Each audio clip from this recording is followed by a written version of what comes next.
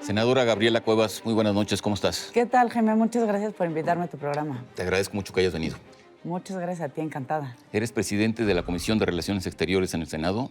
Así es, ahí he estado los últimos 4 años y medio de mi vida.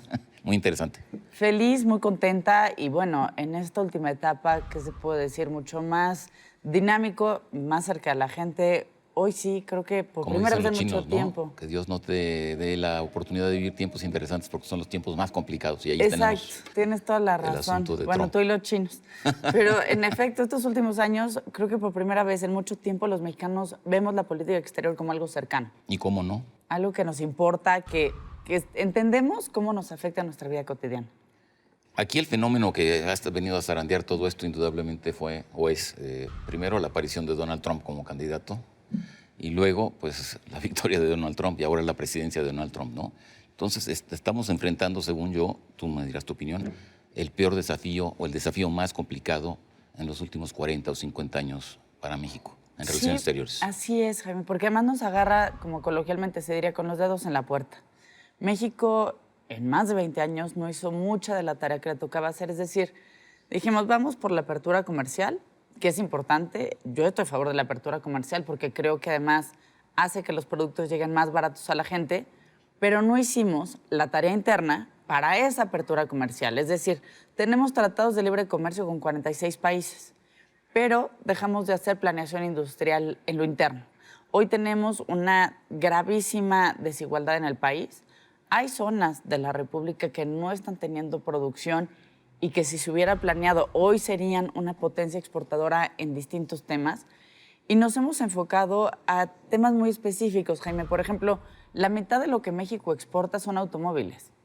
Y somos un país que está viviendo en gran parte de sus exportaciones. Y esas exportaciones muchas son, obviamente, empresas extranjeras, ¿no? Son empresas extranjeras, productos donde México juega de manufacturero y donde el valor que se queda para el país es muy chiquito. Es decir, no estamos ni siquiera aprovechando esto para desarrollar nuestra propia industria de automóviles. Para abonar tu tesis está el hecho también de que este tratado comercial y este gran volumen de comercio que se tiene, bueno, que sí creció exponencialmente, está concentrado en unas cuantas empresas, ¿no? Y las pequeñas y medianas empresas han quedado prácticamente rezagadas o al margen de estos acuerdos. Por eso decían que era muy importante el famoso Tratado Transpacífico, ¿no? Porque incluía justamente un proyecto de hacer esto más democrático, entre comillas. Sí y no. Hay un problema de fondo para el tema de las exportaciones, Jaime, y tiene que ver con generar la escala suficiente de producción para que puedas exportarla. Por ejemplo, vamos a pensar en los zapateros de Guanajuato. A Guanajuato le preocupaba muchísimo todo el tema del TPP, precisamente por el calzado. ¿Cómo podemos lograr que teniendo muy buena calidad en el calzado de Guanajuato nos dé el potencial suficiente para exportar y poder competir, por ejemplo, con Vietnam, que era pues, el terror precisamente para la industria textil y del calzado en nuestro país?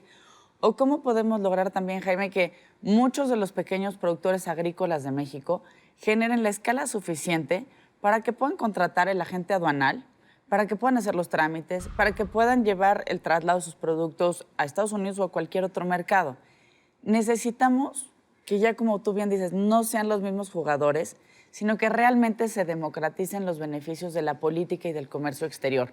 Y eso necesita, pues sí, una Secretaría de Economía que recupere el tema de la planeación industrial y que hagamos un acuerdo también con gobernadores, con alcaldes, en una planeación mucho más pequeña, pero con escala internacional. ¿Me explico? Hacer la tarea en casa para que funcione afuera. Y eso se traduce en que, y lo decía Diego en su entrevista, Estado de Derecho. Para que México realmente sea competitivo se requiere Estado de Derecho. Bueno, te invito a hacer una entrevista exclusivamente sobre eso. Perfecto. Porque está muy bien y me interesa mucho el tema. Digo, le interesa a toda la gente. Además, estoy totalmente de acuerdo. Sin Estado de Derecho, pues no hay desarrollo económico. El Estado de Derecho ya sabemos cómo está. Ahora, como quiera que sea, estamos en este brete. El 80% de las exportaciones mexicanas van hacia Estados Unidos. Es posible que el tratado se abrogue, se modifique radicalmente. Y lo primero que urge, es lo que todo el mundo dice, bueno, y estarás de acuerdo, es la diversificación.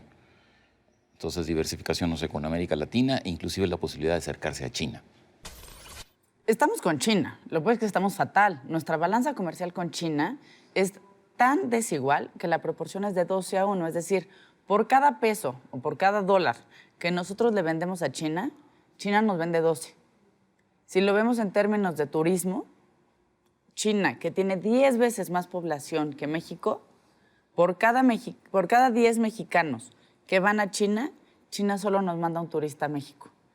El juego con China debe ser sentarnos, negociar, hacer algún tipo de acuerdo económico, no sé si un tratado o nada más un acuerdo, pero que nos garantice que los productos mexicanos puedan llegar a China.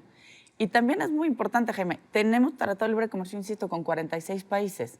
La tarea del Estado mexicano en esa materia no está mal hecha. ¿Dónde está la iniciativa privada? Seamos realistas, nos sentimos cómodos vendiéndole a Estados Unidos.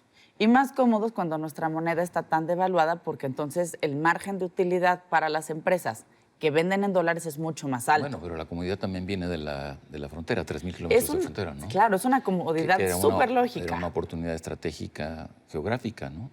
Así es. Ahora, llega Donald Trump y nos quita esa comodidad, o por lo menos nos la empieza a zarandear. Debemos aterrizar ya pronto la renegociación del acuerdo global con la Unión Europea. Ahí hay oportunidades de exportación, sí hay que actualizarlo, pero es un mercado interesantísimo de casi 30 países. Aprovechar mejor Alianza del Pacífico, ya están Chile, Perú, Colombia. Aprovechar también las plataformas existentes, por ejemplo, la que tenemos a Japón. Y qué decir de todos los acuerdos de complementación económica. Pero eso no es todo, Jaime, no solo es lo comercial. Si bien lo comercial es muy importante, también hay que recordar que hay 34 millones de personas de origen mexicano viviendo en los Estados Unidos. Vamos a eso. O sea, Trump ha puesto un desafío en términos de la revisión o abrogación del Tratado de Libre Comercio, de la construcción del muro, la deportación de los migrantes, y no solamente eso, sino la criminalización de los migrantes, ¿no? El último discurso, el discurso de la nación. Y la militarización de la frontera. Y ya hay que decir también de esas... Eso no me queda claro, la militarización. Lo empezó a hacer Texas, no es nuevo, igual que no es nuevo lo del muro. El muro en realidad ya está construido en una tercera parte. No sé. Y por el otro lado, Texas ya desde hace un tiempo ha utilizado la Guardia Nacional para vigilar la frontera con México. Bueno, la Guardia Nacional no es el ejército. Sí, es un primer paso, pero lo que Trump dijo la semana pasada fue que iban a utilizar el ejército. Pero habló de una operación militar, o sea, como de efectividad. Bueno, en fin, como que sea. Lo desdijo Kelly. Sí, nada más que el jefe es Trump, ¿no? y lo que ha demostrado Trump es que no le molesta dar manotazos en la mesa. Entonces, sí es delicado este tema, y también no hay que olvidar que está en el tintero y hay una iniciativa en la Cámara de Diputados estadounidense para agravar las remesas. Entonces, hay toda una agenda de protección a migrantes que es fundamental y que poco tiene que ver con la agenda comercial. Es decir, el gobierno de México dice, voy a subir todos los temas a la misma mesa y vamos a negociar todos. Y hasta que no estén todos negociados, no se cierra la negociación. Muy bien, vamos sobre esos dos puntos. Uno es ese, la integralidad de los capítulos de la negociación, ¿no? Hay que negociarlos todos. Es. Y el otro sería, ¿cuál es? Se ha hablado en el Senado, en la reciente comparecencia del secretario de Relaciones Exteriores, de la posibilidad de una política exterior de Estado. Ya en concreto, frente a lo que está pasando en Estados Unidos y estos temas que hemos mencionado, migración, TLC, deportaciones, etcétera, ¿cuáles serían los elementos fundamentales a grandes trazos, un gran trazo, de esta posible política de Estado? Pues mira, Jaime, es algo que he pedido a todos los cancilleres que ha habido en esta administración. Me da mucho gusto que el actual secretario sí tenga esa sensibilidad, porque es urgente. Cuando hablamos de una política exterior de Estado, no estamos hablando únicamente de la política exterior que emprende el gobierno de la República. Estamos hablando a la de todos los actores que componemos el Estado mexicano. Ahí está el Senado de la República, están los gobernadores, diputados federales, locales, los alcaldes, pero también están los empresarios, están las organizaciones sociales, las universidades y estudiantes, la gente del mundo de la cultura.